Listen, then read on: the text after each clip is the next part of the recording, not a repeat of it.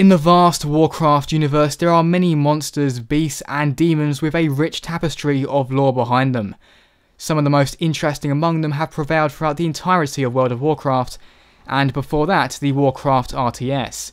Kobolds, ogres, trogs and gnolls are among some of these classic creatures, but today I'll be focusing on the Naga. The origins of these amphibious monsters can be traced back to before the War of the Ancients. Prior to becoming the monsters we know today, the Naga were in fact highborn night elves. Following a narrow victory against the Burning Legion in the War of the Ancients, the highborn city was torn asunder and dragged to the depths by the swirling maelstrom. In the wake of this catastrophe, Queen Azshara, the ruler of the highborn, made a pact with an old god. In doing this, she saved her people, but perhaps condemned them to a fate worse than death. Over time, the highborn began to change physically from elegant elven beings into foul sea serpents. As well as their appearance, their minds and powers were also twisted and contorted.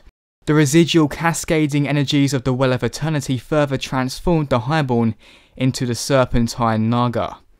For 10,000 years, all of the Naga resided in the depths of the ocean, until a small group were called to the surface by Illidan's Stormrage. Led by the sea witch Lady Vash, the Naga aided Illidan in recovering the Eye of Sargeras and storming Outland. In the world of Warcraft, the Naga have spread across Azeroth and Outland, almost always found close to water. Vash'jir is one of the locations where Naga forces are strongest, and in their natural habitat, they are incredibly deadly. Moreover, in the depths of Blackfathom, the Naga have teamed up with the insidious Twilight Hammer.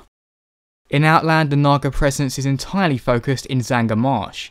Here the serpents pose a major threat to the region by draining the water of the lakes and marshes with steam pumps. Even in the snowy continent of Northrend, the Naga have managed to spread their influence. From the Riplash ruins, the Naga attempt to melt the ice caps to flood the world and create an underwater empire. As well as the Azerothian heroes, the Sea Vehicle also pose a major threat to the Naga's plans. In terms of appearance, the Naga are a far cry from the noble race they once were. Whereas male Naga increased in size and strength during their transformation, female Naga have retained many original traits, but do typically have an additional pair of arms.